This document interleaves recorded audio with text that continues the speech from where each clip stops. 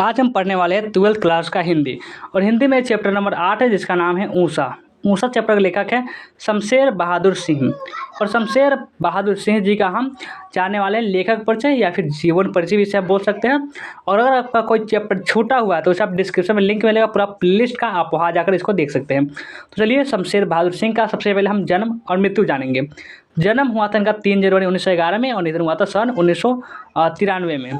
चलिए इसका हम आगे जानते हैं। इसका हम क्या जानते हैं, इसका हम जीवन परिचय जानना स्टार्ट करते हैं। सतत प्रयोगाधर्मी श्रेष्ठ प्रगतिशील कवि शमशेर बहादुर सिंह का जन्म 3 जनवरी 1911 के देहरादून उत्तराखंड में हुआ। इनके माता का नाम प्रभुदेव तथा पिता का नाम तारीफ सिंह था। इनके पिता कलेक्ट्रिकल में रीडर के पद पर थे तथा साहित्य प्रेमी व्यक्ति थे। शमशेर जी ने सन 1928 में हाई स्कूल, 1931 में इंटर में, 1933 में इलाहाबाद से बीए तथा 1938 में एमए पूर्वाध अंग्रेजी पास की। इसके बाद उन्हें अपनी पढ़ाई छोड़नी पड़ी। सन 1929 में इनका विवाह धर्म देवी से हुआ, किंतु 1993 में इनकी पत्नी की मृत्यु हो गई। कब? 1993 में इनकी पत्नी की भी मृत्यु हो गई। शेष जिंदगी इन्होंने परिवार विहीन एवं अनिश्चित जीवन जिया। इन्होंने रूपाब कहानी, माया, नया साहित्य, नया पथ तथा मनोहर कहानियाँ आदि पत्रिकाओं का संपादन कार्य किया। इन्होंने उर्दू हिंदी कोश का संपादन किया। वे 1981 से 85 तक उज्जैन के प्रेमचंद्र सृजन पीठ विक्रम विश्वविद्यालय के अध्यक्ष रहे। सन 1978 में इन्होंने सोवियत रूस की यात्रा भी की थी। इन 1993 में इस प्रतिभाशाली लेखक का निधन हो गया। और अब आगे जानते हैं इनके साहित्यिक रचनाएं, जानते हैं कि इनकी रचनाएं कौन कौन सी थी।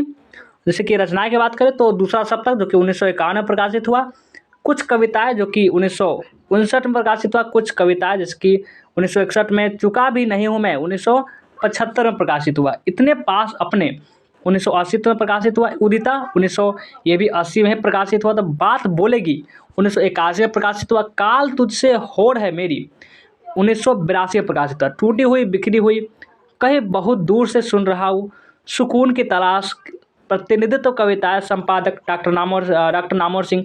इनके अलावा उनकी डायरी, विविध प्रकार के निबंध एवं आलोचना भी फूट के रूप में प्रकाशित हुए। और इनकी अब काव्यगत विशेषताएं जानते हैं। शमशेर बहादुर सिंह को आधुनिक हिंदी कविता में स्वतंत्र चेतना के प्रगतिशील कवि के रूप में जाना जाता है। उन्होंने लेखन कार्य तो 30 के दशक में ही शुरू कर दिया था, पर उनकी कविताएं पुस्तककार में सदी के उत्तरार्ध में ही आनी शुरू हुई।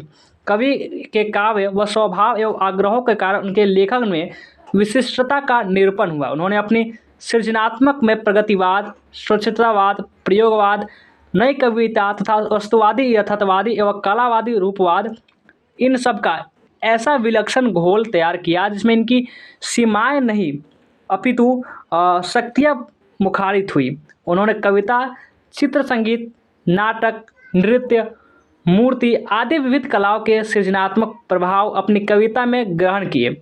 उनकी रचनाओं में अद्भुत कला, संयम, संक्षिप्तता तथा सांकेतिकता का समावेश मिलता है। आगे बढ़ते हैं। अब जानते हैं इनकी भाषागत विशेषताएं क्या क्या थी।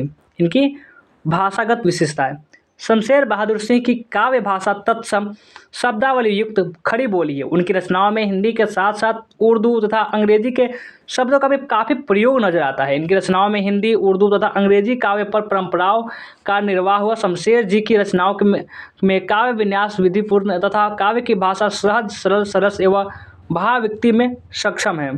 और शमशेर बहादुर सिंह द्वारा रचित प्रस्तुत कविता ऊषा में कवि ने गतिशील बिंब चित्रण द्वारा ऊषा का वर्णन किया है। ऊषा में एक जादू है जिसमें विभिन्न तल्लीन कवि दृष्टि उसके साथ साथ चलती है तथा उसे अपने मानस में समाहित करती है। कवि ने ऊषा का चित्रण एक प्रभावशाली चित्रकार की भांति विशिष्ट रंग रेखाओं के सहारे किया है। तो ये था ऊषा चैप्टर यानी कि शमशेर बहादुर सिंह का जीवन परिचय। कैसा लगा आपको वीडियो कमेंट करके जरूर बताएंगे। लाइक नहीं किए तो जल्दी से लाइक कर देंगे, शेयर कर देंगे। जो भी नए बच्चे होंगे इस चैनल को सब्सक्राइब जरूर कर लेंगे।